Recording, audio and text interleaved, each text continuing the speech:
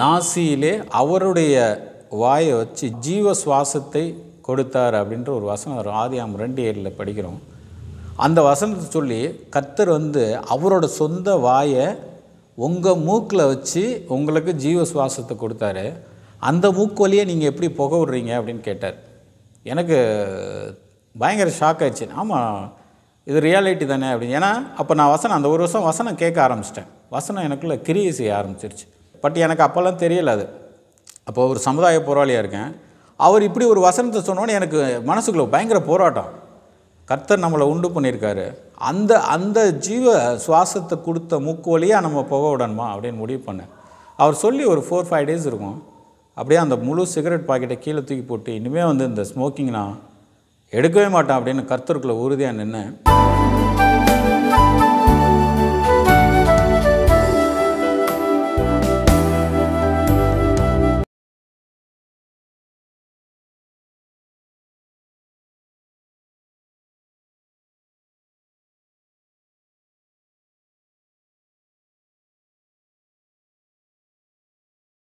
ஆண்டவர் இந்த நேரத்தில் சாட்சியாக வைத்ததுக்கு கர்த்தரை ஸ்தோத்தரிக்கிறேன். இந்த வாய்ப்பை கொடுத்த இந்த டேனியல் பிரதருக்கும் அவருடைய இந்த கிரைஸ்ட் காலிங் இந்த சாட்சியின் ஊழியத்திற்கும் கர்த்தரை நான் நன்றியோடு ஸ்தோத்தரிக்கிறேன். அவருக்கும் நான் நன்றியை ஸ்தோத்தரிக்கிறேன். என்னுடைய பெயர் ரமேஷ். நான் சிவகங்கை மாவட்டம் சூரானம் கிராமத்தில் பிறந்தேன். என்னுடைய தந்தையின் பெயர் சந்தானம். என்னுடைய அம்மா பேர் மரிய செல்வம். நான் பிறப்பாலே ரோமன் கத்தோலிக்க கிறிஸ்துவ குடும்பத்தை சார்ந்தவன். என்னுடைய தாத்தா அவர் பேர் எங்கள் அப்பாவுடைய அப்பா பேர் ஏசடியான். இன்னொரு தாத்தா பேர் சவரிமுத்து. ஏன்னா 2-3 தலைமுறையாக நாங்கள் ரோமன் கத்தோலிக்க திருச்சபையை சார்ந்தவங்க. அப்படி இருக்கும்போது என்னுடைய பிறப்பே ஒரு ரொம்ப அற்புதமாக இருக்கும். அப்போ என்னென்னா என்னுடைய அந்த பிறந்த நாள் அந்த வலி வரும்போது, என்னுடைய தாய்க்கு வலி வரும்போது சாயந்தரம் ஒரு 6:30 மணி இருக்கும்.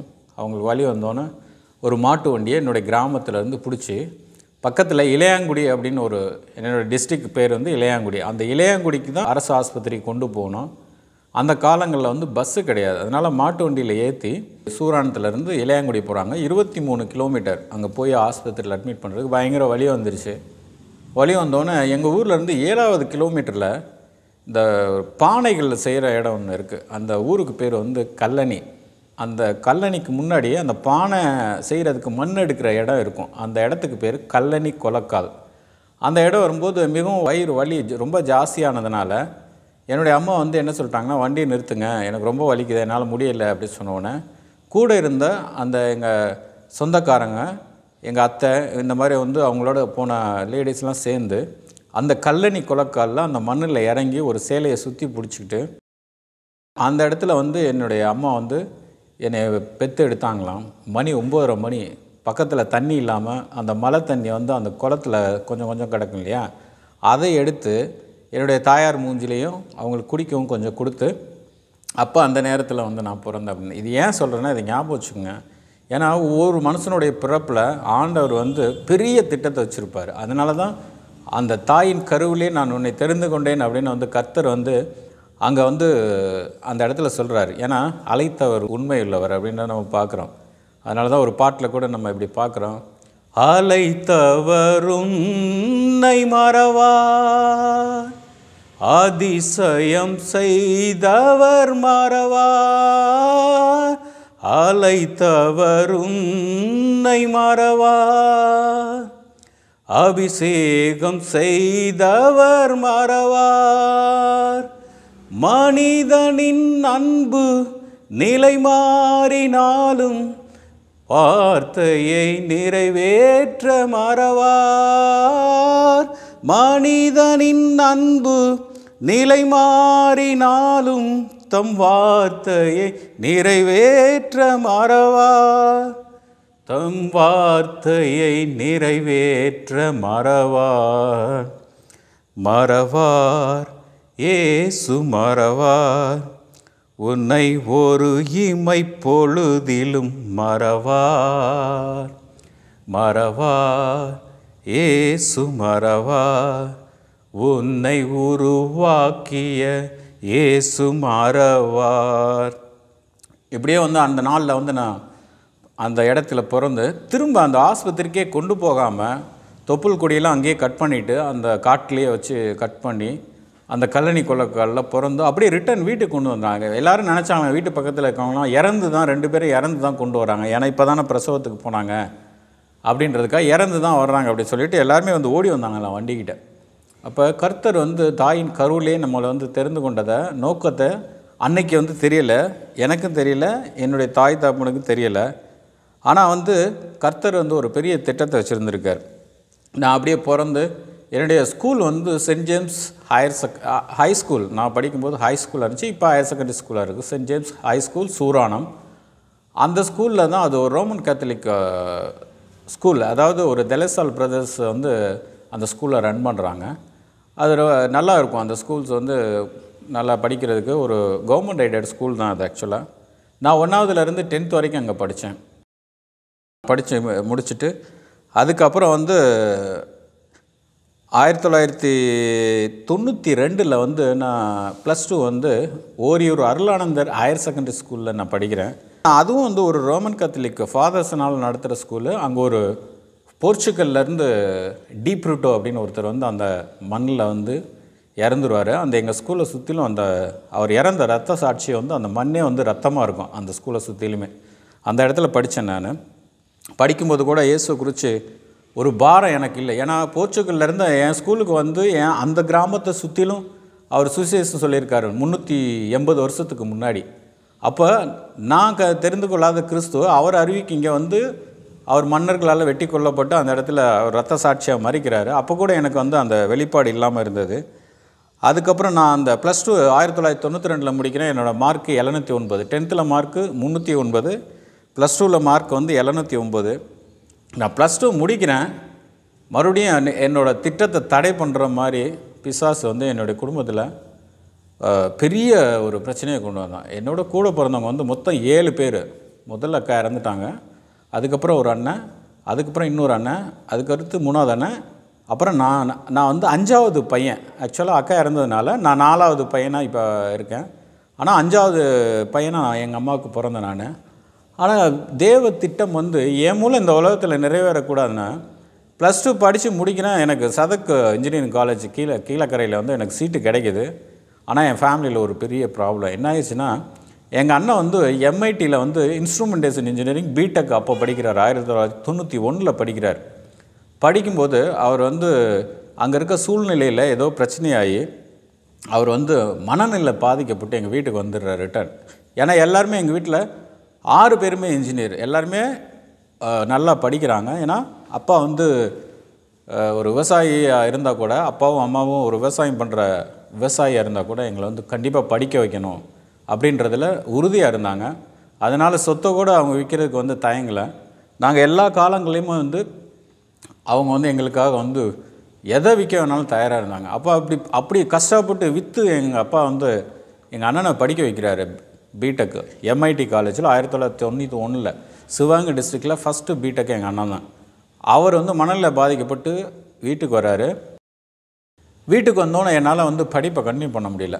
அப்புறம் என்ன ஆகிப்போச்சுன்னா, நான் வீட்டிலே இருக்க வேண்டிய சூழ்நிலை ஆகிப்போச்சு. 1992 95 வரைக்கும் 2 வருஷம் என்னால் படிப்பு தொடர முடியல. ஏன்னா வீட்டில் வந்து கஷ்டம், பயங்கர கஷ்டம். சாப்பிட்றது கஷ்டம், ஸ்கூலுக்கு போகிற கஷ்டம், எல்லாமே கஷ்டமாகி போச்சு. ஏன்னா சீட்டு கிடைச்சும் கீழக்கரையில் இன்ஜினியரிங் காலேஜில் சீட்டு கிடைச்சும் என்னால் போய் படிக்க முடியலை. அப்படி ஒரு கஷ்டமான சூழ்நிலை. 2 வருஷம் நான் திருப்பூரில் ஒரு பனியன் கம்பெனிக்கு சாயப்பட்டறையில் போய் வந்து வேலை செய்ய ஆரம்பித்தேன். அப்போ வெறும் சம்பளம் வந்து 1700 சம்பளம். அந்த சம்பளத்தில் போய் நான் வேலை செய்கிறேன். 2 வருஷம் அங்கே வேலை செஞ்சேன். திரும்ப மறுபடியும் எங்கள் வீட்டில் எங்கள் அப்பா எங்கள் அம்மா எல்லாமே பயங்கரமாக முயற்சி பண்ணி திருச்சி சென்ட் ஜோசப்ஸ் காலேஜில் பிஎஸ்சி ஃபிசிக்ஸ் வந்து எனக்கு ஃபிசிக்ஸ் ரொம்ப பிடிக்கும். அதனால் பிஎஸ்சி ஃபிசிக்ஸ் படிக்கலாம், படிச்சுட்டு எம்எஸ்சியில் ஏரோநாட்டிக்கல் இல்லாட்டி எலக்ட்ரானிக்ஸ் எம்எஸ்சி எலக்ட்ரானிக்ஸ் படிக்கலான்னு எங்கள் அப்பா அம்மா ஒரு ஐடியா பண்ணி எங்கள் அண்ணா சொல்கிறார் இந்த மாதிரி போய் படி அப்படின்னு சொல்லிட்டு நான் முயற்சி பண்ணுறோம். அப்போ போய் வந்து நான் படிக்கிறேன். 95 போய் சென்ட் ஜோசப்ஸ் காலேஜில் நான் படிக்கிறேன். ஹாஸ்டலில் இடம் கிடைக்கல, அதனால் டே ஸ்காலராக இருந்து படிக்கிறேன். என்னுடைய காலங்கள் வந்து கஷ்டமாக இருக்கிறதுனால நான் எதையுமே அந்த வாலிப வயசில் எனக்கு உணர தெரியல. மறுபடியும் வந்து தேவ திட்டம் எங்கேயும் வெளிப்படக்கூடாதுன்னு மறுபடியும் ஒரு கஷ்டம் வருது. காலேஜ் படிக்கும்போது 6 மாதம்தான். அந்த 6 மாதத்துலேயே வந்து கேர்ள் ஃப்ரெண்டோடு சேர்ந்து ஊரெல்லாம் சுற்றி அந்த எங்கள் அண்ணன் அனுப்புகிற பணத்தை எல்லாத்தையும் செலவு பண்ணிடுவேன். கடைசியில் 3 செமஸ்டர் என்னால் எக்ஸாமே எழுத முடியல. 6 மாதம் அந்த சென்ட் ஜோசப்ஸ் காலேஜில் நான் 1.5 வருஷம் படித்தேன். 1.5 வருஷத்தில் 6 மாதம்தான் வந்து காலேஜே நான் போனேன்.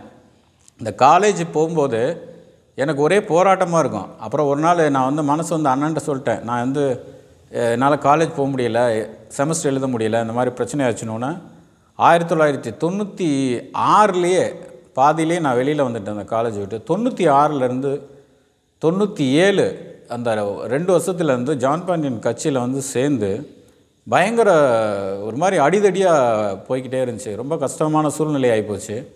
அப்போது அடுத்தடுத்து வரிசையாக இந்த கஷ்டத்துலேயும் அடுத்த கஷ்டம் வந்து எப்படி ஸ்டார்ட் ஆச்சுன்னா, வரிசையாக ஒவ்வொரு காலத்துலேயும் ஒவ்வொரு கேஸாக வர ஆரம்பிச்சிருச்சு. அந்த கேஸ் வரும்போது எனக்கு ரொம்ப கஷ்டமாக இருக்கும். அந்த கேஸை வந்து எப்படி நம்ம ஹேண்டில் பண்ணுறோன்னு தெரியாது. ஏன்னா அதுக்கு பணம் வேணும், வாய்தா போகணும், கோர்ட்டுக்கு போகணும், எல்லாமே வந்து நம்ம அந்த சூழ்நிலையை பேஸ் பண்ணி தான் இருக்குது. அதனால் வந்து ரொம்ப கஷ்டப்பட்டேன். ஒரு சின்ன எக்ஸாம்பிள் சொல்ல போனோன்னா, 1996 என் சூரானம் சர்ச்சில் ஒரு தேர் திருவிழா வருது.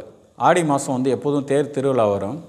அந்த திருவிழாவில் பார்த்திங்கன்னா எல்லா ஜாதிக்காரங்களும் வந்து அந்த ஜேம்ஸ் சிலையை, யாகப்பரோட சிலையை வந்து தேரில் தூக்கி வைக்க முடியாது. ஒரே ஒரு ஜாதியினர் மட்டும்தான் மேலே தூக்கி வைப்பாங்க. அப்போ நான் அந்த வருஷம் முடிவு பண்ணேன், இந்த வருஷம் தாழ்த்தப்பட்டவர்கள் தான் வந்து அந்த சிலையை தூக்கி வைக்கணும் அப்படின்னு சொல்லிட்டு முடிவு பண்ணேன். நான் அந்த அந்த என் ஃப்ரெண்ட்ஸோடு போய் நான் 4 பேரோட போய் நிற்கிறேன். ஏற்கனவே ஒரு 4-5 கேஸ் ஆகி போச்சு. மறுபடியும் அந்த திருவிழாவில் நான் போய் நிற்கிறேன். நின்று வந்து நான் சொல்கிறேன், சிலையில் யாராவது கையை வச்சுன்னா கையை வெட்டிடும் அப்படின்னு சொல்கிறேன். ஃபாதர் நிற்கிறாரு, ஊரில் இருக்க எல்லா பெரியவங்களும் நிற்கிறாங்க. அந்த வழக்கமாக ஒவ்வொரு வருஷமும் சிலையை தூக்குறவனும் அங்கே நிற்கிறாங்க. ஆனால் யாருக்குமே நான் பயப்படலை. ஆனால் ஏன்னா எனக்கு அந்த காலங்களில் வந்து நான் கல்யாணம் பண்ணலை, எனக்கு பயமாகவே தெரியாது. அப்படி போய் நின்று யாராவது கையை வச்சிங்கன்னா வெட்டிடுவேன் அப்படின்ற மாதிரி ரொம்ப ஸ்ட்ராங்காக பேசிட்டேன். யாருமே பக்கத்தில் வரல. நாங்கள் 4 பேர் இருந்தோம், 4 பசங்க தான் நிற்கிறோம். அந்த ஊரை சுற்றிலும் வந்து கிட்டத்தட்ட ஒரு 5000 பேர் சுற்றி நின்று வேடிக்கை பார்த்துட்ருக்காங்க, என்ன நடக்குதுன்னே தெரியாமல். ஆனால் அந்த வருஷம் நாங்கள் 4 பேர் சேர்ந்து அந்த தாழ்த்தப்பட்ட ஜாதியிலேருந்து அந்த சிலையை தூக்கி தேரில் கொண்டு போய் அன்னைக்கு வச்சேன். அன்னைக்கு முடிவு பண்ணேன், தெய்வம் வந்து இருந்தால் நம்ம ஏன் வந்து தாழ்த்தப்பட்டவனாகவே மக்கள் வந்து வச்சுருக்காங்க அப்படின்னு சொல்லிட்டு. அதுவும் வந்து ஒரு கிறிஸ்துவ சபை தான். அந்த கிறிஸ்துவ சபைக்குள்ள அந்த ஜாதிகள் வந்து ஒழியவே இல்லை. அப்போ எனக்கு ரொம்ப கஷ்டமாக இருந்துச்சு. அப்போ ஆண்டவர்கிட்ட நான் வந்து, ஆண்டவரை தெரியாது எனக்கு, ஆண்டவர் நோக்கி நான் பயணம் பண்ணதும் கிடையாது. ஆனால் தேவ திட்டம் நிறைவேறணும் அப்படின்றக்கா இப்படிலாம் ஒன்று ஒன்றா நடந்துகிட்டே இருக்குது. நான் படித்து முடிக்கல, வேலையும் இல்லை. திரும்ப பார்த்திங்கன்னா அந்த கேஸ் ஆட் ஆகிட்டே இருக்குது. என் மனைவியை வந்து என்னை கூப்பிட்டு போய் காமிக்கிறாங்க. 1997 ஒரு 3 டேஸ்க்கு முன்னாடி காமிக்கிறாங்க. 4th டே எனக்கு மேரேஜ் ஆகுது. நான் என்னன்னே தெரியாமல் மேரேஜ் பண்ணுறேன். 21வது வயசில். படிப்பு இல்லை, வேலை இல்லை, ஒழுங்கான ஒரு தொலைநோக்கு பார்வை இல்லை, எந்த திட்டமுமே இல்லை. அந்த காலத்தில் வந்து என் மனைவியை வந்து எனக்கு காமிச்சு, இந்த பொண்ணை நீ கல்யாணம் பண்ண அப்படின்னு சொல்கிறாங்க. என் மனைவி படித்தது வந்து 10th ஃபெயிலு. திரும்பவும் நான் படிக்க வைக்கணும்னு ஆசையும் படலை. சரி, ஆனால் ஆண்டவருக்கு ஒப்பு கொடுத்தேன். எப்படின்னா ஒரு மனைவியை பார்க்கணும், அந்த ஒரு மனைவியோடு வாழ்ந்துடணும் அப்படின்னு. நான் ஏற்கனவே சொன்னேன், காலேஜ் படிக்கும்போது ஒரு பொண்ணோட சுற்றி என் வாழ்க்கையே வந்து வீணாக போச்சு. நான் நினச்சிருந்தா அப்போவே கல்யாணம் பண்ணியிருந்துருக்கலாம். பட் அந்த பொண்ணையும் விட்டுட்டு இவங்க கூப்பிட்டு போய் காமிச்சாங்க. என்ன நினச்சனோ தெரியல, ஆனால் வந்து நான் கல்யாணத்துக்கு ஒத்துக்கிட்டேன். ஏன்னா எங்கள் சொந்தக்காரங்க தான் அவங்க, அந்தமான்லேருந்து வந்திருக்காங்க. பெரிய வசதியும் கிடையாது அவங்க, ஏன்னா அவங்க சூழ்நிலைகள் வந்து எனக்கு நல்லா தெரியும். இருந்தாலும் நான் ஒத்துக்கிட்டேன். ஏன் எனக்கு வந்து பொண்ணு பார்க்க ஆரம்பித்தாங்கன்னா, எப்போ பார்த்தாலும் அடிதடி தான். ஏதாவது வந்துச்சுன்னா, ஒரு ஜாதி பிரச்சனை வந்துச்சுன்னா ஃபஸ்ட்டு என் பேர் தான் அங்கே இருக்கும் முன்னாடி. அப்படியே ஸ்டேஷனில் ஒரு பிளாக் மார்க் வச்சுட்டாங்க. எப்படின்னா, ஒரு முக்கியமான தலைவர் ஊருக்கு வர்றாங்கன்னா ப்ரீ வாரண்ட் அரெஸ்ட் போடுவாங்க. அந்த ப்ரீ வாரண்ட் அரெஸ்ட்டில் என்னோடய நேம் வந்து பிளாக் மார்க் பண்ணி அவங்க என்ன பண்ணிட்டாங்கன்னா அங்கே நோட் பண்ணி வச்சுட்டாங்க, இளையாங்குடி ஸ்டேஷனை. அதுக்கு ஒரு எக்ஸாம்பிள் சொல்கிறேன். நானும் என் கூட ரிச்சர்ட் பாண்டியன் சொல்லிட்டு இப்போவும் இருக்கார் அவர் 2 பேரும் ஒரு ஸ்டேஷனுக்கு போகிறோம். அப்போ நான் சென்னையில் இருக்கேன்.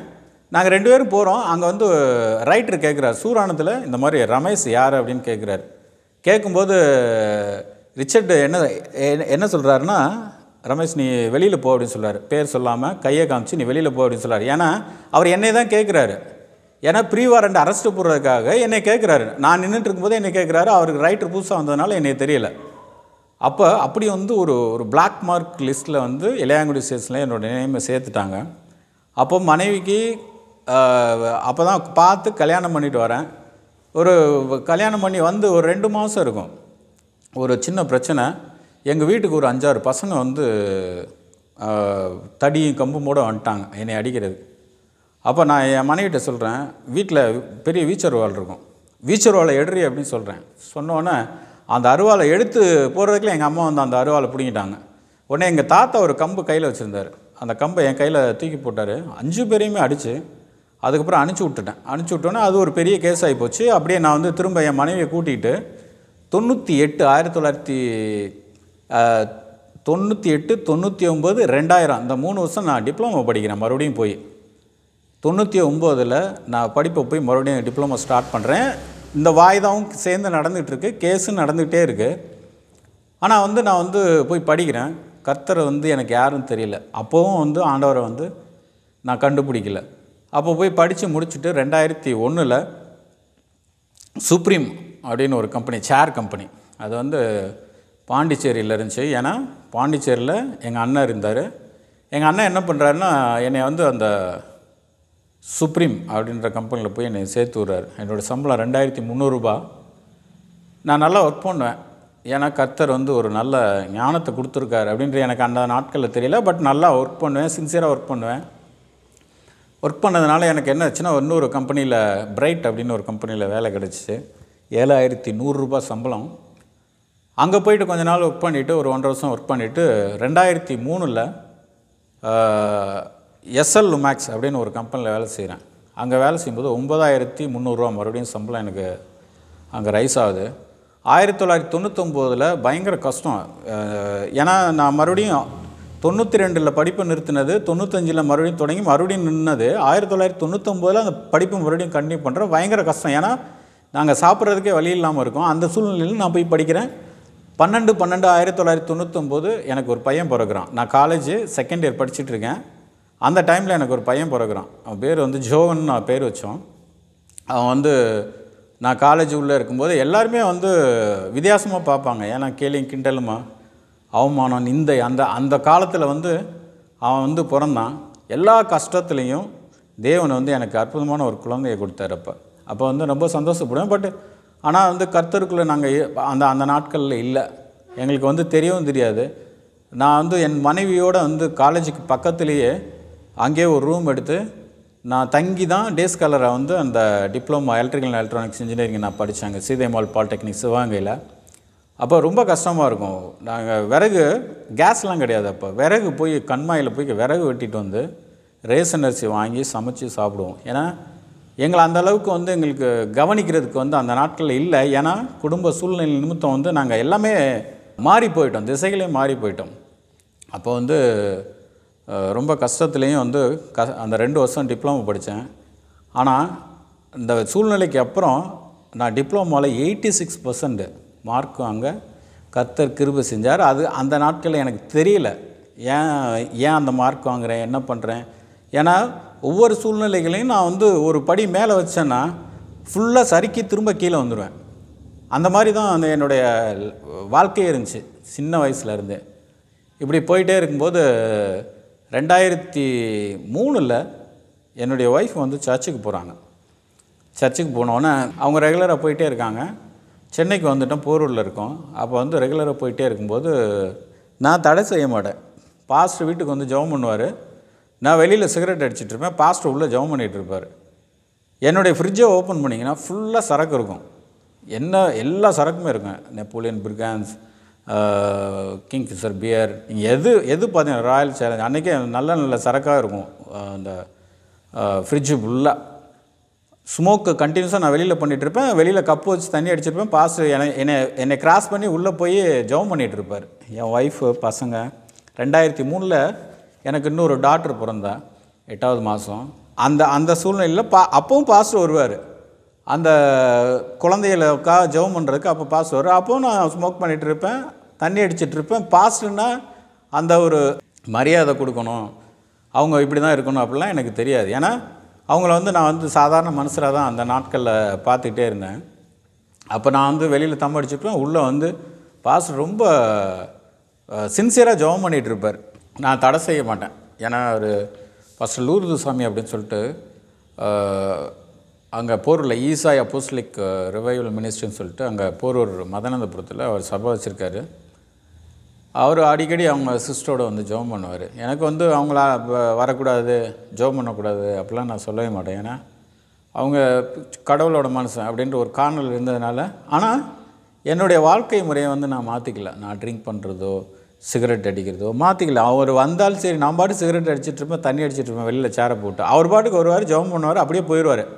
நான் வரேன் பிரதர் அப்படின்ட்டு ஒரு வார்த்தை மட்டும் சொல்லிட்டு, நான் போதை இல்லை, சரி பாஸ்டர் போய்ட்டு வாங்க அப்படின்னு சொல்லிவிட்டு அமைதியாகிடுவேன். நான் என்னோடய எஸ்எல் மேக்ஸ் வேலை எப்படி இருக்கும்னா, மார்னிங் வந்து 5:30க்கு எழுந்திரிச்சு குளிப்பேன், 6:30க்கு வேனு அப்படியே ஓடிக்கிட்டே இருக்கும், வாழ்க்கை சக்கரம் ஓடிக்கிட்டே இருக்கும். நைட்டு வந்து திரும்ப 7:30 மணிக்கு பாருக்கு போனோன்னா நைட்டு 1 மணி ஆகும் வீட்டுக்கு ரிட்டர்ன் ஆகுது. இதை வந்து ரொட்டீனான வாழ்க்கை அப்படியே ஓட்டிகிட்டு இருந்துச்சு. 2003 இருந்து 1 வருஷம் போச்சு. 2004 மறுபடியும் என் மனைவி வந்து கண்டினியூஸாக வந்து அந்த சர்ச்சுக்கு போயிட்டே இருக்காங்க.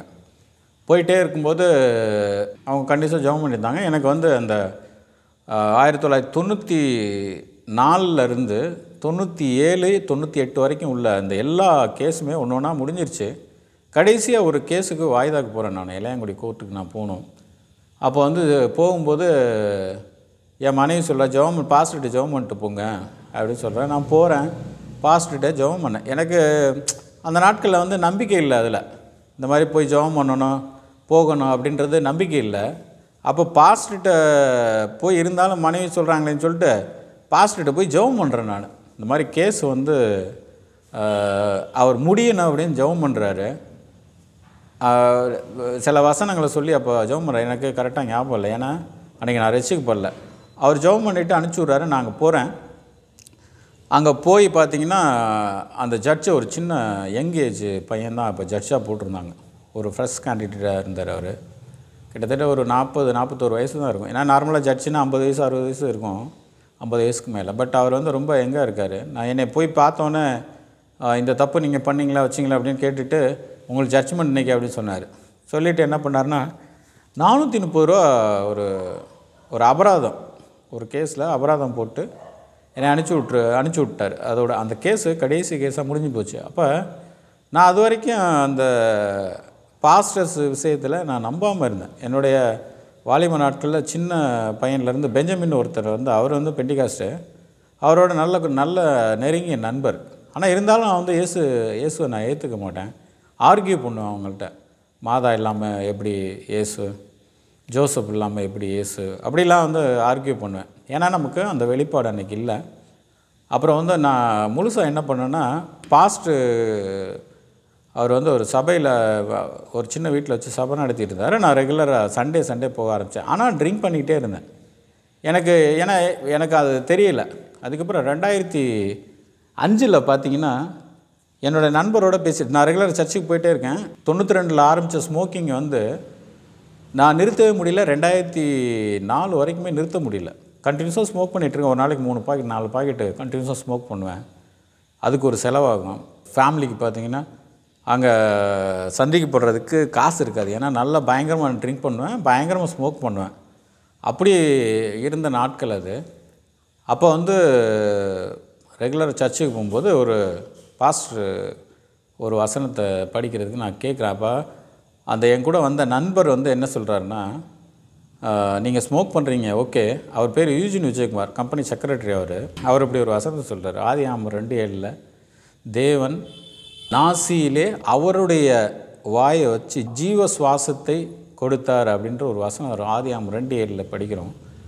அந்த வசனத்தை சொல்லி கர்த்தர் வந்து அவரோட சொந்த வாயை உங்கள் மூக்கில் வச்சு உங்களுக்கு ஜீவ சுவாசத்தை கொடுத்தாரு. அந்த மூக்கு வழியே நீங்கள் எப்படி புகை விடுறீங்க அப்படின்னு கேட்டார்.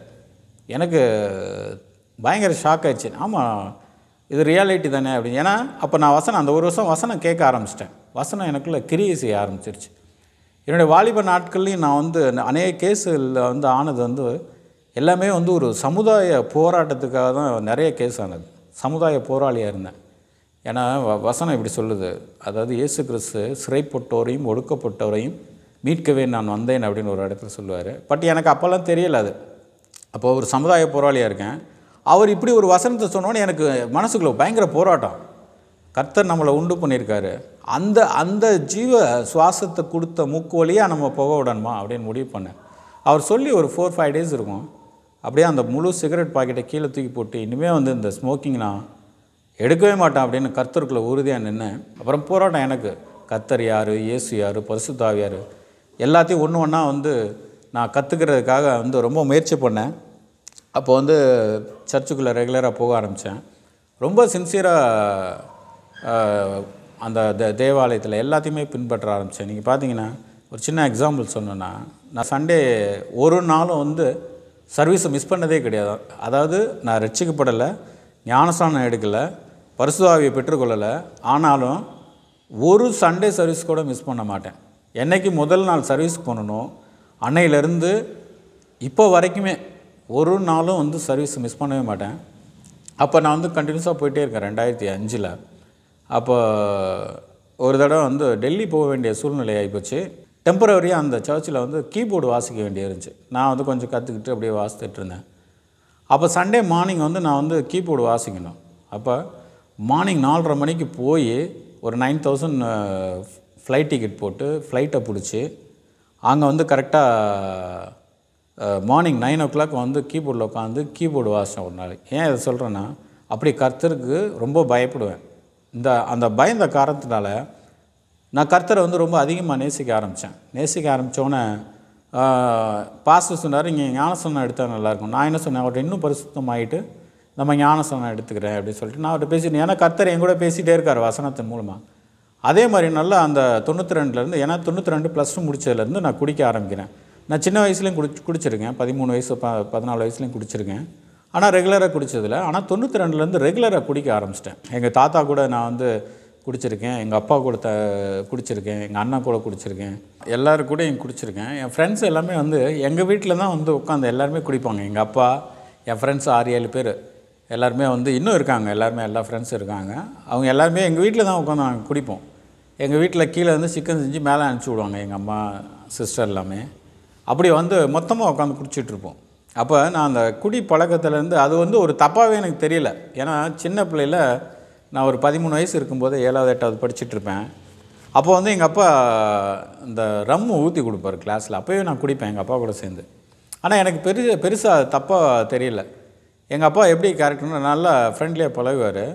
எங்கள் அப்பாட்ட நான் அந்த 92 93 +2 முடிச்ச டைமில் உங்கள் பையன் அந்த மாதிரி அங்கே நின்று சிகரெட் குடிச்சிட்ருக்கான் அப்படின்னு எங்கள் அப்பாட்ட போய் ஒருத்தர் கம்ப்ளைண்ட் பண்ணேன். எங்கள் அப்பா அவருக்கு என்ன ரிப்ளை, அவனுக்கு வயசு வந்துருச்சு, விவரம் தெரிஞ்சிச்சு, அவன் சிகரெட் அடிக்கிறான், அடிக்கணுமா வேணாமான்றதை அவன் தான் முடிவு பண்ணணும் அப்படின்னு சொல்லி அவரை அனுப்பிச்சி விட்றாரு. அந்த மாதிரி எங்கள் அப்பா வந்து ரொம்ப ஃப்ரெண்ட்லியாக இருந்ததுனால நாங்களும் அதை வந்து பெருசாக எடுத்துக்கல. ஆனால் வசனத்தை படிக்க வசனம் கிரியை செஞ்சுட்டே இருக்குது. அப்போ நான் என்ன பண்ணுறேன்னா, இந்த SLU மேக்ஸில் இருங்காட்டுக்கோட்டையில் வேலை செஞ்சுட்டு ஒரு காக்டைல் பார்ட்டி ராயல் மெடியனுக்கு போயிட்டுருக்கேன் 2005. அப்போ இந்த கல்லறை தோட்டத்தில் ஒரு வசனம் எழுதி போட்டிருக்கு, வாலிபனே உன் இளமையிலே சந்தோஷப்படு, உன் கண்களின் வழிகளில் நட, ஆனாலும் தேவன் நியாயத்தில் கொண்டு வந்து நிறுத்துவார். பிரசங்கி 11:9-10 வசனம். இந்த 2 வசனத்தில் அந்த ஷார்ட்டாக அந்த இடத்துல கல்லறை தோட்டத்தில் எழுதி கிடக்கு. பூந்தமல்லி பஸ் ஸ்டாண்டு தாண்டினோன்னே கொஞ்சம் தூரத்தில் லெஃப்டில் அந்த CH சர்ச் காம்பவுண்டில் கல்லறை தோட்டத்தில் அது எழுதியிருக்கு. நான் தண்ணி அடிக்க அப்போ கிளம்பிகிட்ருக்கேன், போயிட்டே இருக்கேன் ராயல் மெடியனுக்கு ஒரு காக்டைல் பார்ட்டிக்காக, கம்பெனி பார்ட்டி அது ஆக்சுவலாக. அப்போ போயிட்டே இருக்கேன், இந்த வசனத்தை பார்த்துட்டேன். எனக்கு மனசுக்குள்ளே மறுபடியும் இந்த வசனமே வந்துக்கிட்டு இருக்குது, திரும்ப வந்துக்கிட்டே இருக்குது. அப்போ அந்த இன்றைக்கி போய் அங்கே மெடியனில் போய் இறங்கிட்டேன். ஆனால் வந்து மனசுக்குள்ளே இந்த வசனத்தின்படி நம்ம குடிக்கக்கூடாதுன்னு முடிவு பண்ணிட்டேன். நான் வாசலில் இறங்கி ஒரே போராட்டம். அன்றைக்கி 11 மணி வரைக்கும் அந்த குடிகாரங்களோட எல்லாருக்கூடையும் இருந்தாங்க மெடியனில். பட் ஆனால் அந்த வசனத்துக்காக வந்து குடிக்காமல் அந்த நாளில் வந்து எனக்கு ஒரு கர்த்தர் வந்து ஒரு கிருபை செஞ்சார். இப்படி நான் வந்து கர்த்தருக்குள்ளே பலப்பட்டுக்கிட்டே இருக்கேன். அப்போ நான் பரிசுத்த ஆவியை பெற்றுக்கொள்ளலை, ஞானஸ்நானமும் வாங்கலை. நான் வந்து கர்த்தருக்குள்ளே முழுமையாக நான் வரலை. ஏன்னா நான் வந்து எல்லாத்தையும் இது பண்ணிட்டு தான் நான் வந்து ஞானஸ்நானம் எடுக்கணும் அப்படின்னு சொல்லிட்டு நான் ஆண்டவரோட ஜெபம் பண்ணிவிட்டு எப்பாவது பேசிவிட்டு அப்படியே விட்டுருவேன். நான் இப்படி ஒரு காலகட்டத்தில் நான் வந்து ஒரு நாள் போய் வந்து அந்த போரூர் சர்ச்சில் வந்து இப்படி சாட்சி சொல்கிறேன். எப்படி சாட்சி சொல்கிறேன், நான் வந்து இன்னும் ஞாபகம் எடுத்துல, ஆனால் கர்த்தர் வந்து என்னை ரொம்ப பரிசுத்தமாக வாழ எனக்கு கிருபை செஞ்சார் அப்படின்னு சொல்லிட்டு 2005 நவம்பர் டிசம்பர் இருக்கும். அப்படி போய் ஒரு சாட்சியை சொல்கிறேன். சொல்லிவிட்டு அதை அப்படியே மறந்துட்டேன், நான் விட்டுட்டேன். ஆனால் வந்து ஜனவரி மாதம் நான் என்ன பண்ணுறேன்னா 1999 2000 நான் படிக்கிற காலத்தில் எனக்கு எந்தெந்த ஃபேமிலிலாம் உதவி செஞ்சாங்களோ அவங்க எல்லாத்துக்கும் ட்ரெஸ் எடுக்கிறேன். ஏன்னா சம்பளம் எனக்கு அந்த நாட்களில் கொஞ்சம் கொஞ்சமாக இன்க்ரீஸ் ஆகிடுச்சு. இந்த 2006 வரும்போது என்னுடைய சம்பளம் 18,000க்கு மேலே போயிடுச்சு. 2008 நான் 80,000 ரூபா சம்பளம் வாங்க கர்த்தர் எனக்கு கிருபை செஞ்சார். அப்படி கொஞ்சம் கொஞ்சமாக இன்க்ரீஸ் ஆகிட்டே இருக்குது. அப்போ நான் வந்து அந்த கஷ்டப்பட்ட நாட்களை நினச்சி யாரெல்லாம் ரேஷன் பொருள் ஒருத்தவங்க வாங்கி கொடுத்தாங்க, விறகு ஒருத்தவங்க கொடுத்தாங்க, மண்ணெண்ணெய் ஒருத்தவங்க கொடுத்தாங்க, வீடு ஒருத்தவங்க கொடுத்தாங்க. ஒருத்தவங்க வீடு எனக்கு கொடுத்தாங்க. அவங்க பேர் தாயம்மா.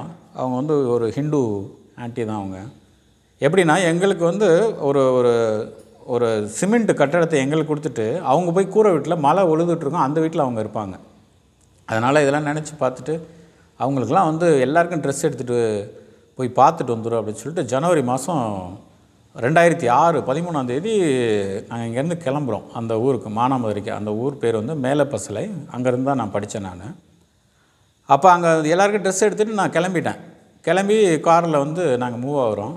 நைட்டு இங்கேருந்து ஒரு 9:45 போல் வண்டி எடுக்கிறோம். பாஸ்ட்டுகிட்ட ஜெபம் பண்ணலான்னு சொல்லிட்டு ஃபோன் அடிக்கிறோம். பாஸ்டர் என்ன பண்ணுறாருன்னா இழுக்கிறாரு. அதாவது இப்போவா, என்ன இப்போ தான் சொல்கிறீங்க அப்படின்னு சொல்லிட்டு பாஸ்டர் ஒரு கேள்வி கேட்குறாரு. நானும் ஆமாம் பாஸ்டர் முன்னாடியே பிளான் பண்ணோம், ஆனால் இப்போ தான் சொல்கிறீங்க அப்படின்னு சொல்கிறாரு. அவருக்கு மனசில் வந்து சரியாக படலை அப்படின்றத அவர் வந்து சொல்லவே இல்லை, கிளம்பக்கூடாது அப்படின்னு. என்னுடைய பையனை வந்து பயங்கர சோகமாக வீட்டு வாசலில் உட்காந்துருக்கான். அப்போ என் மனைவி கேட்குறா, எப்போதும் ஜோன் இப்படி இருக்க மாட்டான், இன்றைக்கி ரொம்ப சோகமாக இருக்கான். அவன் வாசலே அதாவது இந்த மணிக்கட்டில் இப்படியே கையை வச்சுட்டு வாசலில் உட்காந்துருந்தான் ரொம்ப சோகமாக. அப்போ வந்து அதெல்லாம் இருக்க தான் செய்யும், நம்ம ஜெபம் பண்ணிட்டு போவோம் அப்படின்னு சொல்லி பாஸ்டர் ஜெபம் பண்ணிவிட்டு வண்டி எடுத்துட்டேன். அந்த டிரைவர் பேர் வந்து செல்வகுமார். அவர் பேர், என் ஒய்ஃபோட தம்பி பேரும் செல்வகுமார். 2 பேருமே செல்வகுமார். அந்த டிரைவருக்கு வந்து 7 நாளில் மேரேஜ் ஃபிக்ஸ் பண்ணியிருக்கு. வலசரவாக்கத்தில் பொண்ணு பார்த்து அவருக்கு 7வது நாள் இன்னும் அவர் அந்த நாங்கள் கிளம்புன நாள்லேருந்து 7வது நாள் வந்து அவருக்கு மேரேஜ் ஃபிக்ஸ் பண்ணியிருக்கு, நிச்சயம் பண்ணி. அவர் அந்த பொண்ணோட பேசிவிட்டு என் வண்டி எடுத்துட்டார். நாங்கள் போயிட்டே இருக்கோம். போரூர்லேருந்து திருச்சி போகிறதுக்கே 3:30 மணி ஆயிடுச்சு காலையில். அப்போ அந்த டிரைவர் எவ்வளோ ஸ்லோவாக ஓட்டியிருப்பாருன்னு பாருங்கள். அப்போ வந்து ரோடு பார்த்திங்கன்னா சிங்கிள் ரோடாக இருக்கும், நடுவில் டிவைடர் இருக்காது. அப்போ என்ன ஆயிடுச்சு, நாங்கள் பெரம்பலூர் மாவட்டம், அந்த பெரம்பலூர் டிஸ்ட்ரிக்டை பாஸ் பண்ணும்போது மங்களமேடு அப்படின்னு ஒரு இடம் வருது. அந்த இடத்துல முன்னாடி போலீஸ் ஸ்டேஷன் இருக்குது. அதனால் பேரிகார்டு வச்சுருக்காங்க 2 சைடு, லெஃப்ட் சைடும் ரைட் சைடும். அந்த கம்பி மாதிரி அந்த தடுப்பு 2 பக்கமும் வச்சுருக்காங்க. பஸ் ஆப்போசிட்டில் வந்தால் ரைட்டில் ஏறி லெஃப்ட்டில் கட் பண்ணணும் அப்படி. அப்போ எங்கள் வண்டி என்ன பண்ணணும், லெஃப்ட்டில் வெயிட் பண்ணி திரும்ப ரைட்டில் ஏறி லெஃப்ட்டில் வெளியில் வரணும். அப்போ அந்த பஸ்ஸு ரதிமீனா ட்ராவல்ஸ் பஸ் அங்கேருந்து திருச்சியிலேருந்து பயங்கர வேகமாக வந்துகிட்ருக்கு சென்னை நோக்கி. நாங்கள் இங்கேருந்து போயிட்டே இருக்கோம். அவர் டிரைவர் என்ன நினச்சாருன்னு தெரியல, அப்படியே டைரெக்டாக எங்கள் காரில் வந்து அடிச்சிருச்சு. அப்படியே அடித்தோன்னே காரு சுக்குநூறாக நொறுங்கி போச்சு. டாட்டா இண்டிகா அந்த வண்டி, ரெண்டல் கார் தான் ஆக்சுவலாக அது. அப்போ இம்மிடியேட்டாக ஹிட் ஆனோன்னே அந்த டிரைவர் செல்வகுமார் ஸ்பாட் அவுட்டு. என் ஒய்ஃபோட தம்பியும் வந்து சம்பவ இடத்துல இறந்து போயிடுறாங்க. 2 செல்வகுமாருமே அந்த இடத்துல இறந்து போயிடுறாங்க. எனக்கு வந்து பிரெயின் பயங்கரமாக இன்ஜுரி ஆகிடுது. இந்த நெஞ்சு எலும்புலாம் உடஞ்சி போச்சு எனக்கு. ஏன்னா கார் வந்து அப்பளம் போல் நொறுங்கிச்சு. என்ன பண்ணுறாங்கன்னா பக்கத்துலேருந்து அந்த வீட்டிலேருந்து ஒரு பெரிய கடப்பாரை வாங்கிட்டு வந்து அந்த டாப்பை குத்தி ஓப்பன் பண்ணி அதுக்கப்புறம் தான் ஒவ்வொருத்தங்களாக ஒவ்வொரு பாடியாக வெளியில் எடுக்கிறாங்க. நாங்கள் பின்னாடி வந்து ஜோகன், அந்த செல்வகுமார் ஒய்ஃபோட தம்பி, என் ஒய்ஃப் 3 பேர் பின்னாடி இருந்தாங்க. முன்னாடி டிரைவரும் நானும் இருந்தோம். அப்போ அவங்க 2 பேர் ஸ்பாட்லேயே இறந்துடுறாங்க. நாங்கள் வந்து ஃபேமிலியாக வந்து என் மனைவிக்கு மட்டும் நினைவு இருக்குது, எனக்கு நினைவு இல்லை. என் டாக்டருக்கு வந்து லெஃப்ட் ஹேண்டு போன் வந்து கட் ஆயிடுச்சு. ஆனால் ஜோகனுக்கு நல்ல ஹெவி இன்ஜுரி பிரெயினில். ரைட் லெக் வந்து மூட்டுக்கு கீழே உடஞ்சி போச்சு, தொடைக்கிட்டையும் உடஞ்சி போச்சு, 2 லெக்கு உடஞ்சி போச்சு. எங்களால் கண்டுபிடிக்க தெரியல, ஏன்னா அவன் சுயநினைவு இல்லாமல் இருக்கான். இவர் தான் என்னோடய சன் வந்து ஜோகன். இவர் தான் அன்றைக்கி அடிபட்டவர். இவருக்கு என்ன ஆயிடுச்சுன்னா, காலில் மூட்டுக்கு கீழே எலும்பு வந்து 2ஆக கட் ஆகிடுச்சு, தொடைக்கு மேலேயும் 2ஆக கட் ஆகிடுச்சு. ரைட்டல் பிரெயின் வந்து ஹெவியாக இன்ஜூரி ஆகிடுச்சு. அதனால் இப்போ அவருக்கு சுயநினைவு இல்லை. ஏன்னா அவருக்கு சுயநினைவு இருந்தால் இந்த இடத்துல கட் ஆகிடுச்சு அப்படின்னு தெரியும். ஹாஸ்பிட்டல் ரத்னா குளோபல் ஹாஸ்பிட்டல் திருச்சியில் போய் என்னையும் அட்மிட் பண்ணியிருக்காங்க, அவரையும் அட்மிட் பண்ணியிருக்காங்க.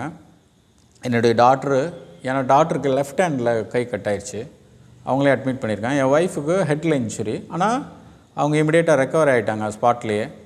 ஆனால் 2 பேர் வந்து அங்கே ஸ்பாட்லேயே இறந்து போயிடறாங்க. இப்போ நாங்கள் 4 பேர் மட்டும் ரத்னா குளோபல் ஹாஸ்பிட்டலில் காலையில் ஒரு 3:40க்கு அங்கேருந்து ஹாஸ்பிட்டல்லேருந்து எல்லோருக்கும் ஃபோன் அடித்து, எங்கள் பாஸ்டர், என்னோடய பிரதரு எல்லாருக்குமே அங்கேருந்து ஃபோன் பண்ணி சொல்கிறாங்க. அதுக்கப்புறம் அவங்க எல்லாருமே கிளம்பி மார்னிங் தான், அதுக்கப்புறம் 4-5 ஹவர்ஸ் கழித்து கிளம்பி வராங்க அந்த ஹாஸ்பிட்டலுக்கு. அப்போ எனக்கு சுயநினைவு இல்லை, முதல் நாள் இல்லை, 2வது நாளும் இல்லை. நான் அப்போ தான் வந்து கர்த்தருக்குள்ளே வந்திருக்கேன். இயேசு கிறிஸ்துவை பற்றி அப்போ தான் கொஞ்சம் கொஞ்சமாக வந்து முழுமையாக வந்து பைபிளை படித்து நான் தெரிஞ்சேன். சிறு வயசுலேருந்து தேவாலயத்துக்கு போயிருந்தாலும் இயேசு கிறிஸ்துவை பற்றி முழுமையாக வந்து அந்த தெரிஞ்சுக்கிற வருஷம் 1-2 தான். மறுபடியும் கஷ்டம் ஆயிடுச்சு. நான் சொல்கிறேன்ல, ஒரு படி நான் ஏறினேன்னா 3 படி கீழே இறங்கிடுவேன். அப்போ கர்த்தர் வந்து ஒரு வசனத்தை எனக்கு அந்த வருஷத்தில் பேசினார். எப்படின்னா, தன் வேலையில் ஜாக்கிரதையாக இருக்கிற மனுஷனை தேவன் கண்ணோக்கி இருக்கிறார், நீசருக்கு முன்பாக அல்ல ராஜாக்களுக்கு முன்பாக நிறுத்துவார் அப்படின்னு சொல்லிட்டு நீதிமொழிகள் புஸ்தகத்தில் இப்படி ஒரு வசனத்தை நான் படிக்கிறேன். கர்த்தர் வந்து என்னை இந்த உலக பிரகாரமாக வந்து என்னை உயர்த்துறாரு அந்த பணத்தில். ஆனால் ஆவிக்குரிய வாழ்க்கையில் நான் சரிக்கு மறுபடியும் 3 படி 4 படி கீழே இறங்கி வந்துடுறேன். நான் அடிப்பட்ட உடனே ஆண்டவர்கிட்ட வந்து நான் எந்த கேள்வியுமே கேட்கல. ஏன்னா தெரிஞ்சிருச்சு, நான் என்னுடைய வாழ்க்கை வந்து ஸ்டெப் பை ஸ்டெப்பாக நான் மேலே ஏறுவேன், சரிக்கு வந்துடுவேன், மறுபடியும் மேலே ஏறுவேன், மறுபடியும் சரிக்கு வந்துடுவேன். இப்படியே தேவ திட்டம் நிறைவேறதுக்காக இப்படி நடந்துக்கிட்டே இருக்குது. எனக்கு அந்த நாட்களில் தெரியலை. அப்போ எல்லோரும் வர்றவங்க ஒவ்வொருத்தங்களும் ஒவ்வொரு மாதிரி கேள்வி கேட்டுகிட்டே இருப்பாங்க. இது நீங்கள் பண்ண தப்பா, உங்கள் தாத்தா பண்ண தப்பா, பாட்டி, இப்படியே மாற்றி மாதிரி எல்லாம் கேள்வி. ஆனால் நான் கர்த்தரை ஒரு நாளும் நான் வந்து நிந்திக்கவும் இல்லை, கேள்வி கேட்கவும் இல்லை. அந்த நாட்களில் அப்படி இருக்கிற காலத்தில் நான் ஜெபம் பண்ணேன். எப்படின்னா, எல்லாருமே ஜெபம் பண்ணேன், என் கூட இருந்தவங்க எல்லாருமே ஜெபம் பண்ணாங்க. எப்படி ஜெபம் பண்ணாங்கன்னா, ஜோகன் வந்து உயிரோடு வந்தால் ஞானஸ்நானம் எடுக்கிறோன்னு 3 பேர் வந்து ஒப்பு கொடுத்தாங்க. அந்த 3 பேருமே ஞானஸ்நானம் எடுத்துட்டாங்க. ஏன்னா ஒரு ஆத்துமா ரட்சிக்கப்படுறது நிமித்தம் பரலோகம் களி கூறுமா. அப்போ இவன் அடிபட்டு உயிராக வர்றது நிமித்தம் பரலோகம் களி கூறுறதுக்காக தேவன் வந்து அந்த பாடுகளை என்னை அன்றைக்கி நடத்தினார் அப்படின்னு பின்னாட்களில் நான் தெரிஞ்சுக்கிட்டேன். இவன் உயிரோடு வந்ததே தேவனுக்கு சாட்சியாக நான் கடைசி காலம் வரைக்கும் சொல்லணும், அவனும் தேவனுக்கு சாட்சியாக நிற்கணும் தான் தேவன் வந்து ஜோகனை வந்து உயிரோடு வச்சுருக்காரு. அப்போ எனக்கு தெரியல, நாங்கள் ஹாஸ்பிட்டல் அட்மிட் பண்ணிட்டோம். அட்மிட் பண்ண பின்னாடி என்ன ஆயிடுச்சுன்னா, அவன் ரைட் லெக்கில் உடஞ்சிருக்கு, ரைட்டல் பிரெயின் இன்ஜூரி ஆயிடுச்சு, லெஃப்ட் லெக்கு அழுக ஆரம்பிச்சிருச்சு. ஏன்னா வலது பக்கம் இருக்கிற மூளை வேலை செய்யாதனால இடது கால் வந்து அழுக ஆரம்பிச்சிச்சு. ஏன்னா ரத்த ஓட்டம் அந்த பக்கம் இருக்காது. அதனால் அழுக ஆரம்பித்தோன்னே டாக்டர்லாம் அவங்க வந்து அவனுக்கு வந்து சுயநினைவு இல்லை, எந்த ட்ரீட்மெண்ட்டும் எடுக்கக்கூடாதுன்னு அந்த ரத்னா குளோபல் ஹாஸ்பிட்டலோட டாக்டர் சொல்கிறாரு. உடனே எங்கள் அண்ணன் வந்து பார்த்துட்டு வந்து அழுதுட்டு எப்படியாவது இவனை வேறு ஹாஸ்பிட்டல் மாற்றணும் அப்படின்னு சொல்லிட்டு அன்றைக்கி 3வது நாள் போராடுறோம் அந்த ஹாஸ்பிட்டல்லேருந்து வெளியில் வர்றதுக்கு. அப்போ அந்த ஹாஸ்பிட்டலோட நேம் கெட்டு போயிடும், அந்த ரத்னா குளோபல் ஹாஸ்பிட்டல் நேம் கெட்டு போயிடுன்றதுக்காக அவன் ஜோனுக்கு மூக்கில் மாட்டியிருந்த அந்த சுவாச குழாயை அந்த டாக்டர் வந்து உருவுறார் நர்ஸ்கிட்ட சொல்லி. டாக்டரும் நிற்கிறாரு, டாக்டர் எடுக்க சொல்கிறாரு. அவனை கொல்றதுக்காக அந்த அவன் மூக்கில் இருந்த அந்த சுவாச குழாயை அந்த டாக்டர் ரிமூவ் பண்ணும்போது எங்கள் அண்ணன் வந்து பிடிச்சிட்டார் சட்டையை. பிடிச்சோன்னா கீழே அந்த பசங்க எல்லாம் வந்து அந்த டாக்டரை வந்து சட்டையை பிடிச்சி வெளில இழுத்துட்டு வந்துட்டாங்க ஹாஸ்பிட்டலுக்கு வெளியில். அப்போ எப்போவோ ஒரு காலத்தில் 1996 நான் சண்டை போடும்போது என் கூட இருந்த ஃப்ரெண்ட்ஸ் எல்லாமே என்னை பார்க்குறதுக்காக அந்த நாட்களில் தேவன் தான் கூட்டிகிட்டு வர்றாரு. ஏன்னா அவங்க எங்கெங்கேயோ இருந்து வந்து அன்றைக்கி வந்து அசம்பிள் ஆகிறாங்க. ஏன்னா இப்படி ஒரு நிகழ்வு நடக்கக்கூடாது அப்படின்றதுக்காக அவரை இப்போ டாக்டரை பிடிச்சி கீழே இறக்கிட்டாங்க, தரன்னு இழுத்துட்டு போயிட்டாங்க சட்டையை பிடிச்சி. எங்கள் பாஸ்டரும் இருக்கார், நாங்கள் ஜெபம் பண்ணுறோம். உடனே இமிடியேட்டாக ஏபிசி ஹாஸ்பிட்டல்லேருந்து தெரிஞ்ச நர்ஸ் ஒருத்தன், நான் பாத்திமா மேரி அப்படின்னு சொல்லிட்டு, அவங்க என்ன பண்ணுறாங்கன்னா அந்த ஆம்புலன்ஸ் கூடயே அவங்க வந்துட்டாங்க. வந்து ஜோகனுக்கு திரும்ப வந்து அந்த ஆக்சிஜனை அவங்க வண்டியில் இருக்க ஆக்சிஜனை அவனை மாட்டி திரும்ப அங்கேருந்து அந்த ஹாஸ்பிட்டலுக்கு திரும்ப கொண்டு போகிறோம். அங்கேயும் ஒரு பயங்கரமான போராட்டம். ஏற்கனவே அவன் சாவை நோக்கி பயணம் பண்ணிகிட்டு இருக்கான். 2% 1% தான் அவனுக்கு உயிர் வர்றதுக்கான ஆப்ஷன் இருக்குது அப்படின்னு சொல்லிட்டு. அப்போ போய் ஏபிசி ஹாஸ்பிட்டலில் போய் அவனை அட்மிட் பண்ணுறோம். அங்கே சென்ட்ரல் பீடியாட்ரிஷன் ஒருத்தர் இருக்கான், முகுந்தன் அப்படின்னு சொல்லிட்டு.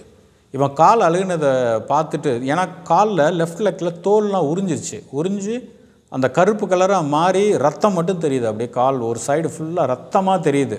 அவனுக்கு வந்து அந்த ஸ்கின்ஸ் வந்து கொஞ்சம் கொஞ்சமாக உரிய ஆரம்பிச்சிருச்சு. ரொம்ப பயந்துடும்.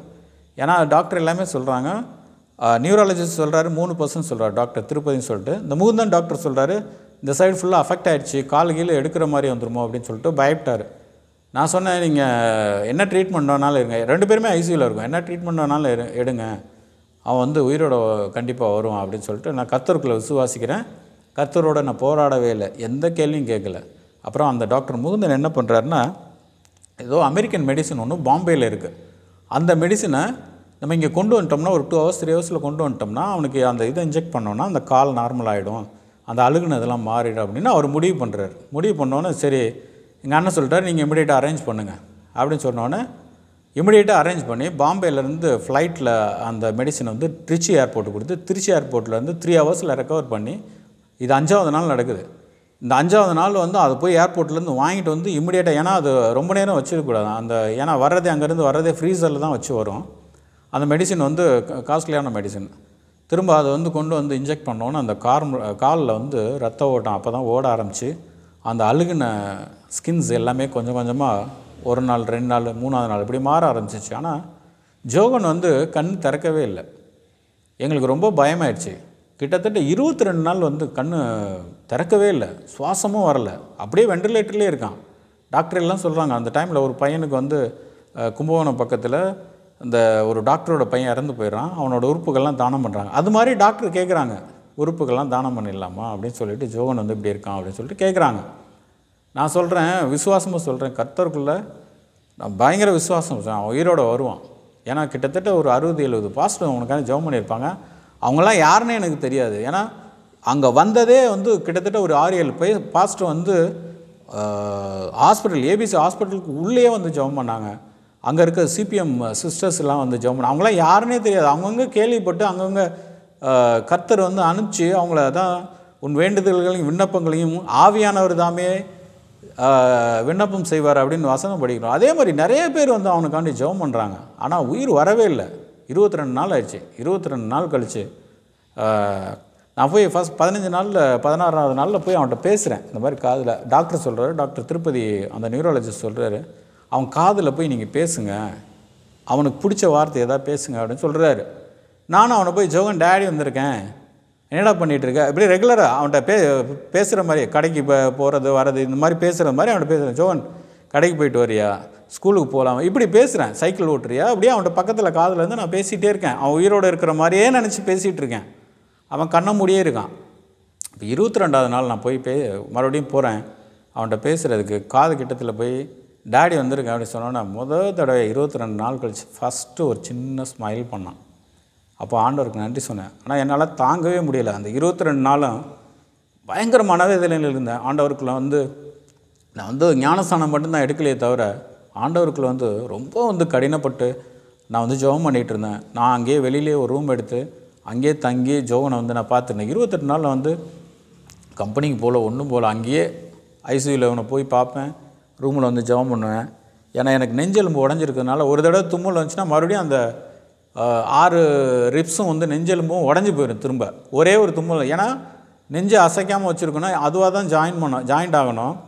அப்போ டாக்டர் என்ன சொல்லிட்டாருன்னா, உங்களுக்கு ஆப்ரேட் பண்ண முடியாது, அதனால் வந்து நீங்கள் அப்படியே ஹோட்டலில் வந்து படுத்த படுக்கையாக இருக்கணும்.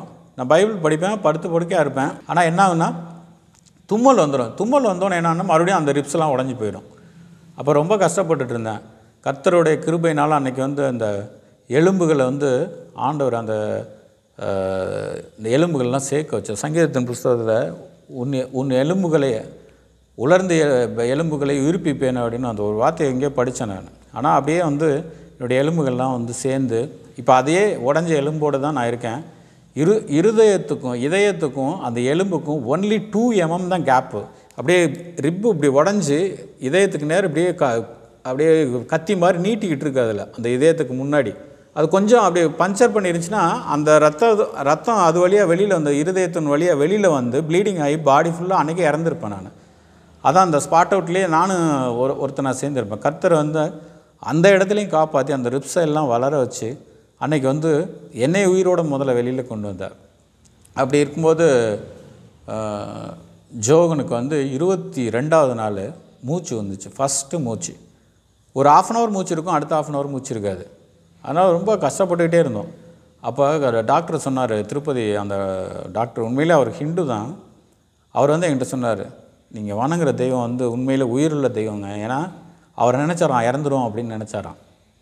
ஆனால் அதையும் சொல்லிவிட்டு அவனுடைய பின் நாட்கள் வந்து எப்படி இருக்குன்னு எனக்கு தெரியாது, உங்கள் தெய்வம் தான் வந்து அவனை வந்து உயிரோட கொண்டு வரான் அப்படின்னு சொல்லிட்டு அவனுக்கு ஒரு சின்ன ரோஸ் கொடுத்து அன்னைக்கு அவரை விட்டுட்டு போனார்.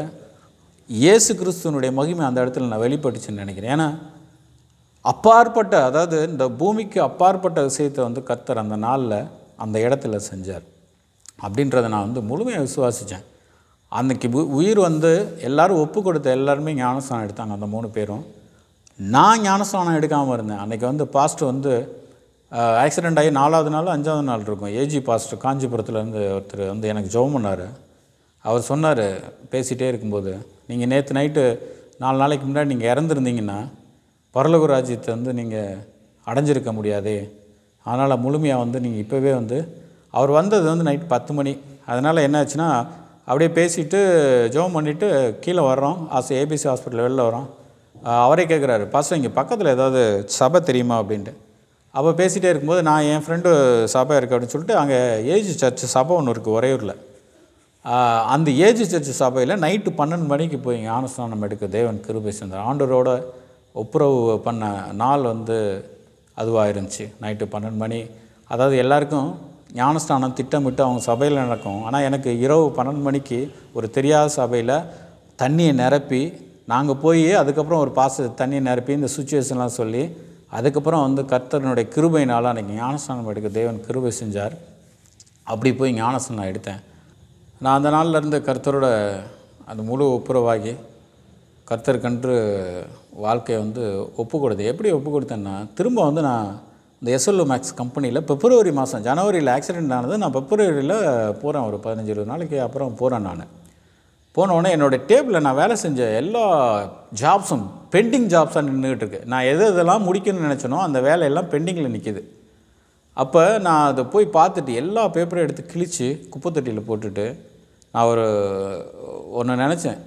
அன்னைக்கு 13ஆம் தேதி அந்த ஆக்சிடெண்ட்டில் நான் இறந்துருந்தேன்னா இந்த வேலையெல்லாம் யார் செஞ்சுருப்பா அப்படின்னு சொல்லிட்டு எல்லாத்தையும் கிழித்து போட்டுவிட்டு ஆண்டவருக்கு ஒப்பு கொடுத்தேன். ஆண்டவர் ஏதோ ஒரு நோக்கத்துக்காக நம்மளை உயிரோடு கொண்டு வந்திருக்கார். அந்த நோக்கத்தை கண்டிப்பாக நிறைவேற்றணும். ஆண்டவர் வேலைக்காக நம்மளை வந்து ஒப்பு கொடுக்கணும் அப்படின்னு சொல்லிட்டு முழுமையாக வந்து ஒப்பு கொடுத்தேன். என்ன செஞ்சாலும் ஆண்டவருக்காக செய்யணும். இந்த பூமியில் சம்பாதிச்சாலும் சரி, வீடு கட்டினாலும் சரி, கம்பெனி கட்டினாலும், எது பண்ணாலும் சரி, எல்லாமே ஆண்டவருக்காக செய்யணும்னு சொல்லிட்டு அந்த நாளில் முடிவு பண்ணேன். பிப்ரவரி 2006. அப்போ கர்த்தர் வந்து நான் நினச்சதெல்லாம் வாய்க்க பண்ணார். நான் கை வைக்கிறது எல்லாத்தையுமே ஆசீர்வதிக்க ஆரம்பித்தார். உன் கையின் பிரயாசங்களை நீ சாப்பிடுவாய், அதனால் வந்து ஐஸ்வர்யம் கனமும் உம்மாலே தான் வருகிறது. இப்படிலாம் நிறைய வசனங்களை படிக்க ஆரம்பிச்சிட்டேன். அது வந்து எனக்கு ரொம்ப ஆறுதலாக இருந்துச்சு அந்த நாட்களில். ஆனால் இந்த உலக பிரகாரமான இந்த ஆசீர்வாதத்தை குறித்து நான் எங்கேயுமே நான் சொல்லவே மாட்டேன். ஏன்னா இந்த பணங்கள்லாம் வந்து எவ்வளோ வந்தாலும் சரி, அது வந்து ஊழியத்துக்காக பண்ணணும் அப்படின்றத முடிவு பண்ணேன். அப்போ வந்து ஜோவனை வந்து அந்த 22ஆவது நாள் அவனை அப்படியே இந்த எல்லாம் முடிச்சுட்டு பிப்ரவரி மாதம் அவனை அப்படியே அந்த கையில் அப்படியே தூக்கிட்டு வரான். கால் தனியாக தொங்கிக்கிட்டு இருக்குது, கை தனியாக தொங்கிக்கிட்டு இருக்குது. அவனுக்கு சுய நினைவே திரும்பலை. ஆக்சுவலாக வந்து கண்ணை திறந்துட்டான். நான் போய் பேசினா சிரிப்பான். ஆனால் அவனால் நடக்க முடியல, எழுந்து உட்கார முடியல, படுக்கையாக இருக்கான். மறுபடியும் ஜெபம் பண்ணுறோம், ஃபிசியோதெரபிஸ்ட்டை கூப்பிட்றோம், ஃபிசியோ பண்ணுறோம். இப்போ வந்து அவர் வந்து நடந்து வந்து உட்காந்தது மாதிரி அவர் எந்திரிச்சு உட்காரதுக்கு 2 வருஷம் ஆச்சு. நான் கர்த்தருக்குள்ளே நான் வந்து அன்றைக்கி விசுவாசித்தேன், கண்டிப்பாக அவன் உயிரோடு வருவான் அப்படின்னு நான் விசுவாசித்தேன். நான் விசுவாசிருந்துச்சுன்னா கூட ஆண்டவர் வந்து ஒவ்வொரு காலங்களையும் தாமதப்படுத்துகிறார். அப்போ நான் வந்து ஆண்டவர்கிட்ட நான் எனக்கு வேண்டியதை ஒரு நாளும் வந்து ஆண்டவர் எனக்கு இது வேணும் அது வேணும் அப்படின்னு நான் ஒரு நாளும் கேட்டதில்லை. இப்போ ஒரு கார் வாங்குறேன்னா அந்த காருக்காக நான் ஜெபம் பண்ணதே கிடையாது. ஒரு இடம் வாங்குறேன்னா அந்த இடத்துக்காக நான் ஜெபம் பண்ணதே இல்லை. ஆனால் ஏற்ற காலங்களில், ஏன்னா உன் நினைவுகளை கர்த்தர் அறிந்திருக்கிறார் அப்படின்னு நம்ம வசனத்தில் படிக்கிறோம். அதனால் நான் எனக்கு வேணுங்கிறத நான் ஏன் போய் ஆண்டவர்கிட்ட கேட்கணும்? என்னுடைய நினைவை வந்து அவர் அறிஞ்சிருக்கார் இல்லையா? அப்படி இந்த உலக பிரகாரம் எதையுமே நான் கேட்டதில்லை. இன்றைக்கு வரைக்கும் எனக்கு சென்னையில் வீடு கிடையாது. ஆனால் ஊழியத்துக்காக நான் வந்து அதோட அதிகமாக என்னை ஆசீர்வச்சிருக்காரு, அதோட அதிகமாக நான் செஞ்சுக்கிட்டு இருக்கேன், செய்வேன். ஏன்னா நான் அன்றைக்கி இறந்துருந்தேன்னா இந்த வேலைகளை வந்து யார் செஞ்சுருப்பா? செய்கிறதுக்கு யாருமே இருந்திருக்க மாட்டாங்க. அப்போ அதை நான் புரிஞ்சுக்கிட்டேன். அப்போ ஜோகம் நான் வந்து அப்படியே ஒவ்வொரு நாளும் நாங்கள் எக்ஸசைஸ் பண்ணுறோம். என் மனைவி எப்படி ஜெபம் பண்ணுவான்னா, ஆண்டவரே அவன் எப்படியாவது உட்காரணும், எந்திரிச்சு உட்காரணும், அப்படி ஜெபம் பண்ணுவான். நான் சொல்லுவேன், நீ என்ன ஜெபம் பண்ணாலும் ஆண்டவர் அதை மட்டும்தான் செய்வார். நீ மொத்தமாக வந்து முழுமையாக ஒப்பு கொடுத்து அவனை வந்து வரணும்னு ஜெபம் பண்ண, அப்படியே சொல்லுவேன் நான். உடனே எந்திரிச்சு உட்காந்துருக்கு ஜெபம் பண்ணுவான், எந்திரிச்சு நடக்கணும்னு ஜெபம் பண்ணுவாங்க. அதுக்கப்புறம் வந்து ஆண்டவரே அவன் பேசணும் அப்படின்னு ஜெபம் பண்ணுவாங்க. அவன் நல்லா வந்து அவன் சிந்தைகள் மாறணும். இப்படி மாறி மாறி ஒன்று ஒன்றா ஜெபம் பண்ணிகிட்டு இருப்பாங்க. நான் என்ன பண்ணுவேன்னா ஆண்டவர்கிட்ட இதை பற்றி எதை குறிச்சுமே நான் கேட்க மாட்டேன். ஆண்டவர் ஜெபம் பண்ணிட்டு ஜோகனை பாதுகாத்துங்க ஆண்டவரே, இது வரைக்கும் வந்து நீங்கள் வந்து அவனை பலப்படுத்துனீங்க, வழி நடத்துனீங்க, எல்லாமே செஞ்சீங்க, அவன் உங்களுடைய பிள்ளை அப்படின்னு சொல்லிட்டு நான் ஒப்பு கொடுத்துட்டு விட்டேன். ஆனால் ஒரு நாள் தியானித்தேன், ஜோகனை வந்து ஆண்டவர் ஏன் இவ்வளோ காலம் இப்படி வச்சுருக்காரு அப்படின்னு நான் யோசிச்சுட்டே இருக்கும்போது ஆண்டவர் எனக்கு ஒரு வெளிப்பாடை கொடுத்தார். எப்படின்னா, தேவனுடைய மகிமைக்காக நான் வந்து அவனை சாட்சியாக அந்த பூமியில் நான் வச்சுருக்கேன். இந்த பூமினா அவன் சாகிற வரைக்கும் எனக்காக அவன் சாட்சியாக இருப்பான் அப்படின்னு. இப்போ நான் வந்து இதை கண்களில் பார்க்குறேன், அதனால் நான் சாட்சி சொல்கிறேன். அவன் அநேக பேர் வந்து ஒரு நாள் வந்து அவன் சாட்சி சொல்கிறத கண்டிப்பாக பார்ப்பாங்க. ஏன்னா அவனுடைய ஸ்பீச் வந்து ரொம்ப ஸ்லோவாக இருக்கும். நான் நிறைய நேரம் கண்ணீர் விட்டுருக்கேன், வருத்தப்படுவேன். திடீர்னு என்னை கூட வந்து கோவமாக ஜோகன் வந்து பேசும்போது கூட நிறைய கண்ணீர் விட்டுருக்கேன். ஏன்னா எது நடந்தாலும் கர்த்தருடைய மகிமைக்கு தான் நடக்குது அப்படின்னு சொல்லிட்டு நான் அன்றைக்கி முடிவு பண்ணி ஆண்டவர்கிட்ட ஜெபம் பண்ணிக்கிட்டு இருக்கேன். ஆண்டவர் வந்து அவனை அந்த பூமியில் கடைசி வரைக்கும் ஒரு நல்ல சாட்சியாக பூமியில் வச்சுருக்காருன்றதை ஆண்டவர் அன்றைக்கி எனக்கு வெளிப்படுத்தினார். அப்படியே வந்து 2 வருஷம் கழித்து எழுந்து உட்காந்தான். எல்லாருக்குமே என்னை சுற்றி இருக்கிறவங்களுக்கு எல்லாருக்குமே தெரியும். அப்போ எங்கள் அம்மா என்ன உயிரோடு இருக்காங்க. அவங்க சொல்கிறாங்க, நீ வந்து இந்த பெந்தகோஸ்து சபைக்குள்ள போனதுனால தான் உனக்கு இப்படி ஆச்சு அப்படின்னு. ஆனால் நான் அவங்கள்ட்ட என்ன சொல்கிறேன்னா, அவன் இப்படி இருக்கிறதுனால தான் தேவன் மகிமைப்படுறாரு அப்படின்னு நான் சொல்கிறேன்.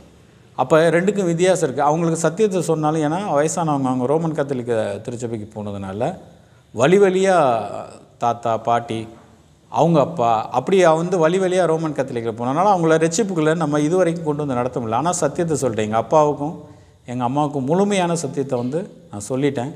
அவங்க ரட்சிக்கப்படல. ஆனால் எங்கள் அப்பா வந்து சாகிற நேரத்தில் நான் வந்து அவரை இயேசுக்குள்ளே நடத்தும்போது அவர் கண்ணீர் விட்டு அழுதார்.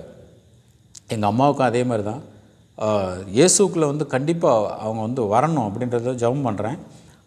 இது வந்து ஜோகனை பார்த்து அநேகர் வந்து இந்த பூமியில் ரட்சிக்கப்படணும். அவன் எப்படி 13ஆம் தேதி ஆக்சிடெண்ட் ஆகி அந்த 22 நாள் கழித்து மூச்சு வந்தவனை 3 பேர் எப்படி ரட்சிக்கப்பட்டு ஞானஸ்நானம் எடுத்தாங்களோ, அதே மாதிரி அவனை பார்க்குற ஒவ்வொருத்தரும் வந்து அவன் அடைஞ்ச அந்த அற்புதத்தை, 2 கால் தனியாக உடைஞ்சது அதுவாக சேர்ந்துச்சு, ஆப்ரேட் பண்ணலை, கர்த்தர் வந்து அது அற்புதமாக நடத்தினார்.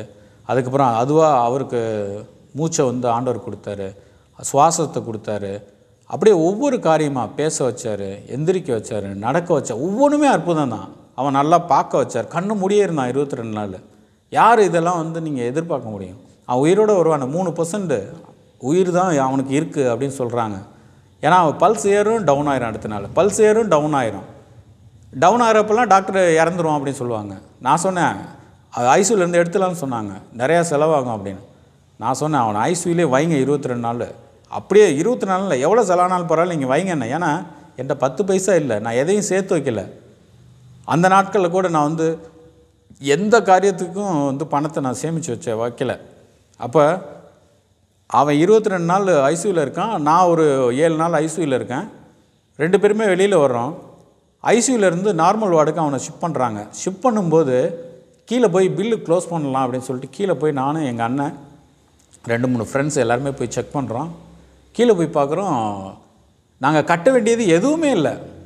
அந்த 7.5 லட்சம் வந்த ஊழியர், வந்த ஃப்ரெண்ட்ஸு அவங்களே வந்து 50,000, 1 லட்சம், 2.25 லட்ச ரூபா எங்கள் கம்பெனியில் இருந்த ஃப்ரெண்ட்ஸ் வந்து பே பண்ணியிருக்காங்க. அப்போ நான் போய் பார்க்குறேன், ஆச்சரியமாக பார்க்குறேன், என்ன ஆண்டவரே நம்ம வந்து எதுவுமே பண்ணல இந்த பூமியில், ஆனால் எல்லாத்தையும் வந்து தேவரே நீங்களே வந்து முடிச்சிட்டிங்களே அப்படின்னு நினச்சிக்கிட்டு ஆண்டவருக்கு ஸ்தோத்திரம் பண்ணேன் அந்த நேரத்தில். ஏன்னா நான் எங்கேயோ வந்து ஒரு ஒரு காலத்தில் வந்து ஏதோ நல்ல விஷயங்களை வந்து நான் பண்ணியிருந்திருக்கேன்னு நினைக்கிறேன். அதனால் ஃப்ரெண்ட்ஸ் வந்து கடைசி வரைக்கும் கூட இருந்தாங்க. ஒரு 3 பேர் இருந்தாங்க என் கூட. என் தம்பி வந்து ஒருத்தன் இருதிராஜன் ஒருத்தன் இருக்கான். அவன் வந்து வேலையை விட்டுட்டு 1 மாதம் ஜோவனோட கூடவே இருந்து வேலையெல்லாம் போனாலும் பரவாயில்ல அப்படின்னு என் கூடயே இருந்தான். அவனை ஜோவனை பாதுகாத்துக்கிட்டான். இன்னொரு கம்பெனி ஓனர் பெஞ்சமின் சொல்லிட்டு என்னோடய ஓல்டு ஃப்ரெண்டு 16 நாள் அவன் கூட இருந்து அவனை பாதுகாத்துக்கிட்டாங்க. என் தம்பி முழுமையாக வந்து எல்லா வேலையும் விட்டுட்டு எங்கள் கூடயே வந்து தங்கிட்டாங்க. இவங்களாம் வந்து ஞானஸ்நானம் எடுத்தவங்க, அவனை பார்த்து ஞானஸ்நானம் எடுத்தவங்க. அப்போ இது ஏன் சொல்கிறேன்னா, எங்கள் கூட வந்து எங்களை பாதுகாக்கிறதுக்கு தேவன் ஒரு 4 பேர் ஏற்படுத்தி வச்சுருந்தார் அந்த நாட்களில். ஸோ ஏன் இதை சொல்கிறேன்னா, எனக்கு எந்த பண கஷ்டமே வரல. அப்போ கஷ்டத்தை அனுமதித்த தேவன் அதிலிருந்து நம்மளை எப்படி விடுபடுவார்னு அன்றைக்கி தெரிஞ்சுக்கிட்டேன், எப்படி விடுவிப்பார் அப்படின்னு நான் தெரிஞ்சுக்கிட்டேன். ஏன்னா நான் போய் பணம் கட்டலை. எல்லா காலங்கள்லேயும் ஹாஸ்பிட்டலில் இருந்த மொத்த காசையுமே ஃப்ரெண்ட்ஸ் தான் கட்டினாங்க. நான் எதையுமே வச்சிடல, எதையுமே கட்டலை. எங்கள் அப்பா அம்மாவும் கொடுக்கல, என் அண்ணன் தம்பியும் கொடுக்கல. வந்த கர்த்தருக்குள்ளே இருந்த மனுஷங்க வந்தவங்க எல்லாமே வந்து ஃப்ரெண்ட்ஸ் எல்லாமே வந்தவங்க அவங்க கொஞ்சம் கொஞ்சம். இப்போ நான் ஒரு இடத்துக்கு போகிறேன், ஒரு 1000 ரூபா முயல் எழுதுவேன், ஒரு 5000 ரூபா பணம் கொடுப்பேன், இப்படி தான் இருப்பேன். ஆனால் கர்த்தர் அந்த 7.5 லட்சம் பணத்தையும் கர்த்தர் அன்னைக்கு சந்தித்தார். அது கர்த்தருக்கு தான் மகிமை. எப்படி வந்துச்சு, யார் கட்டினாங்க, எந்த லிஸ்ட்டுமே கிடையாது.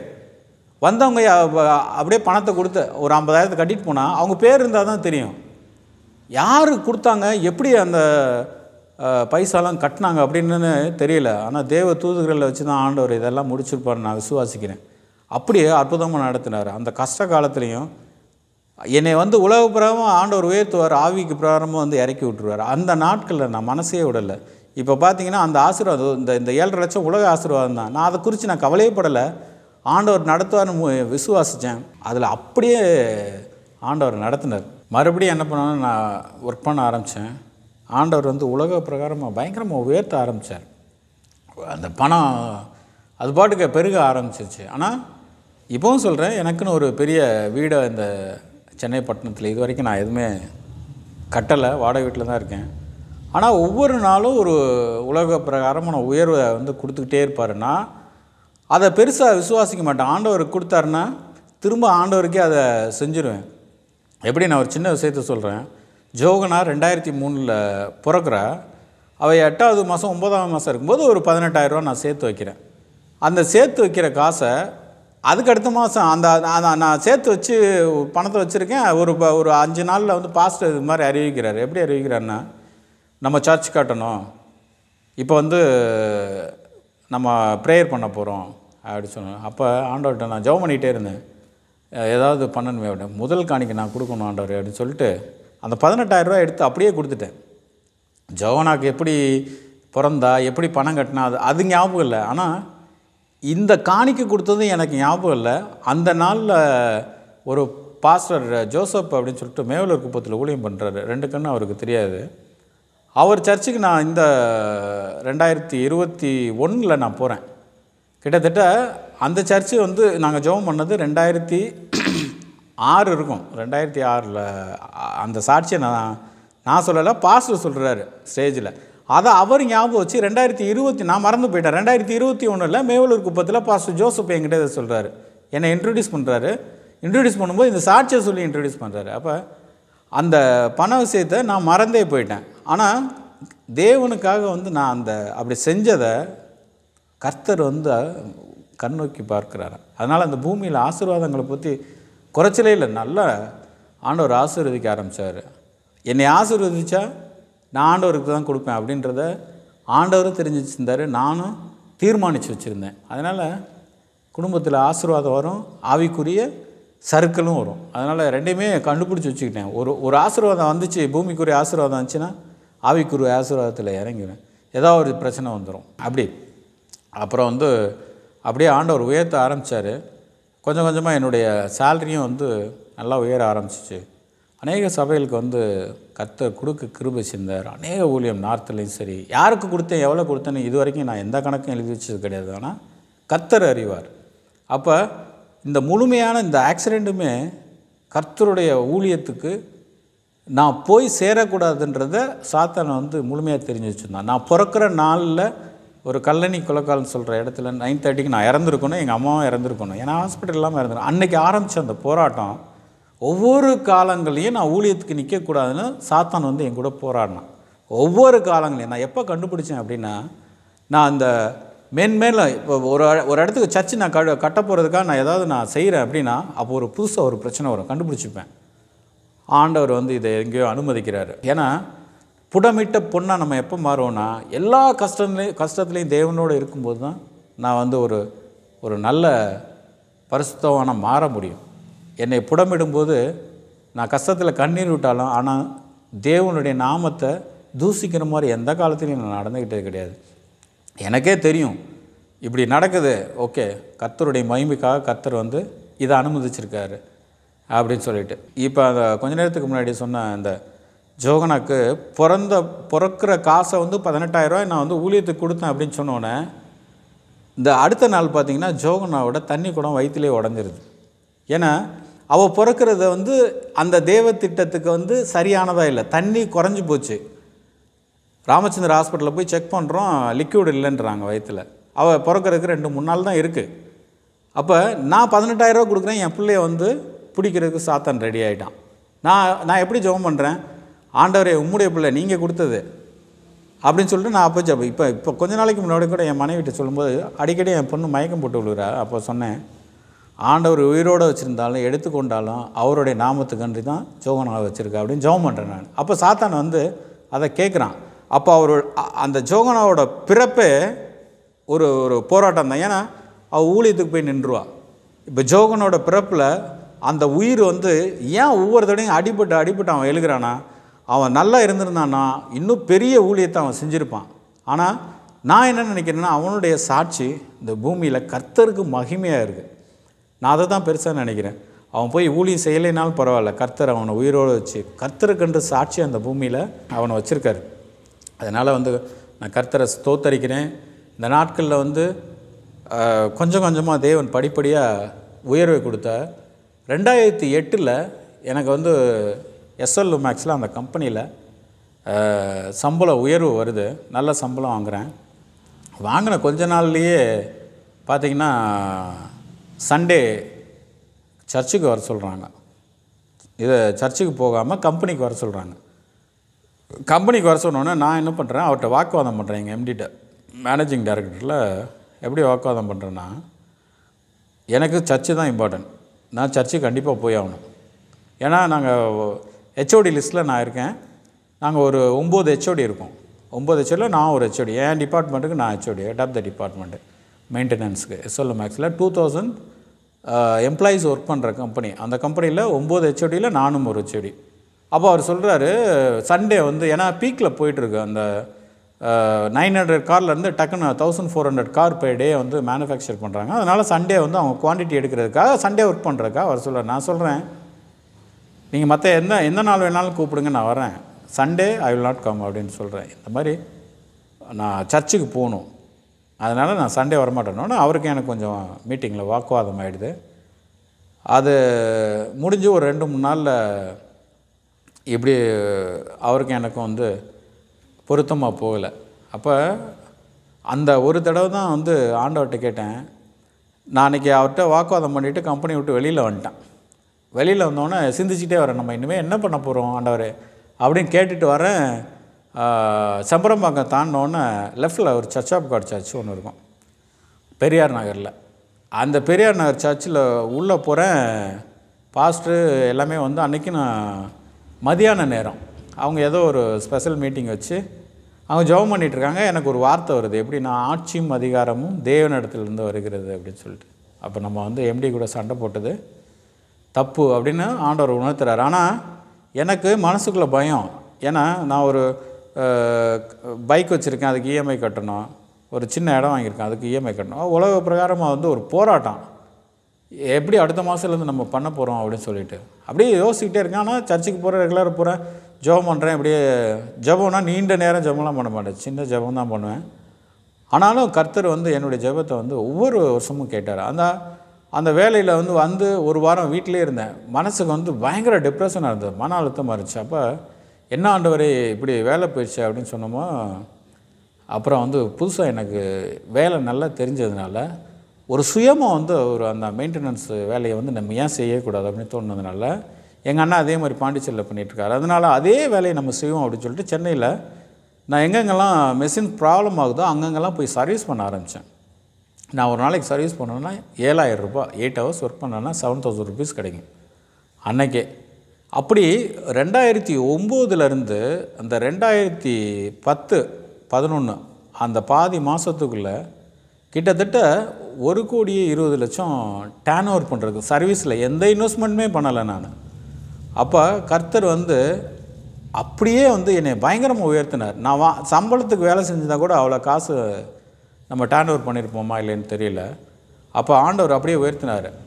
அப்போ தான் மறுபடியும் அந்த வசனத்தை மறுபடியும் நான் எழுதி வச்சேன். தன் வேலையில் ஜாக்கிரதையாக இருக்கிற மனுஷனை தேவன் கண்ணோக்கி இருக்கிறார், நீசருக்கு முன்பாக அல்ல, நான் ராஜாக்களுக்கு முன்பாக நிறுத்துவேன் அப்படின்ட்டு அந்த நீதிமொழி புஸ்தகம் என் டைரி மேலே அன்றைக்கி எழுதி வச்சேன். அந்த 1,20,00,000 அந்த 20,00,000 வந்தவுடனே நான் சிந்திச்சு பார்த்துட்டு ஆண்டவருக்கு நன்றி சொன்னேன். எப்படி சொன்னேன்னா, நான் அதே கம்பெனியில் வேலை செஞ்சேன்னா ஒரு வேலைக்காரனாக தான் இருந்திருப்பேன். இன்றைக்கி தனியாக வந்து என்னையும் வந்து 2 பேருக்கு வேலை கொடுக்குற அளவுக்கு ஆண்டவர் என்னை உயர்த்தினீங்க, ரொம்ப நன்றி அப்படின்னு சொல்லிட்டு நான் ஜெபம் பண்ணேன். நினச்சேன், அப்படியே மனசில் நினச்சேன். அப்போ கர்த்தர் வந்து அந்த வேலை போச்சு அப்படின்னு அவர்கிட்ட கேள்வி கேட்காம சைலண்டாக இருந்து அடுத்த ஒரு டிரான்ஸ்ஃபர்மேஷன், அதுக்கு பேர் எப்படின்னா மறுரூபமாக்குறது, ஒரு தரத்திலிருந்து இன்னொரு தரத்துக்கு வந்து தேவன் வந்து என்னை மாற்றினார். அப்போ நான் வந்து வேலையை விட்டு வரும்போது அந்த கேள்வியை கேட்டிருந்தேன்னா கர்த்தர் மகிமையாக இருந்திருக்காது. ஏன்னா அவர் தான் இதை பிளான் பண்ணுறாரு. அந்த ஞாயிற்றுக்கிழமை வேலைக்கு வர சொல்லி அந்த எம்டிக்கு வந்து அவரே வந்து பேச வைக்கிறாரு, அவரே என்னை வெளியே கொண்டு வர்றாரு, அவரே எனக்கு வந்து புதிய தொழில வாசல்கள் வழிகளை வந்து கர்த்தர் வந்து திறக்கிறாரு. திறந்தவொன்னே அப்படியே என்னுடைய சுயமாக வேலைக்கு போக ஆரம்பித்தேன். 2011 எல்எஸ் அப்படின்னு சொல்லிட்டு LG injection moulding machine company, அந்த கம்பெனியில் 1,25 லட்ச ரூபா சம்பளம், மறுபடியும் வேலை கிடச்சிச்சு. பட் வந்து எனக்கு அதில் முழுமையான ஈடுபாடு இல்லை. 2-3 வருஷம் அப்படியே வேலை செஞ்சுட்டு, ஏன்னா எப்போவும் ஃப்ளைட்டில் பறந்துக்கிட்டே இருக்கணும், எங்கேயாவது வேலை செஞ்சுட்டே இருக்கணும். கிட்டத்தட்ட ஒரு 26 ஏர்போர்ட் இறங்கி ஏறியிருப்பேன் இந்தியாவுக்குள்ளே. அது மாதிரி அப்ராட்லேயும் ஒரு 7-8 ஏர்போர்ட் இறங்கி ஏறியிருப்பேன்.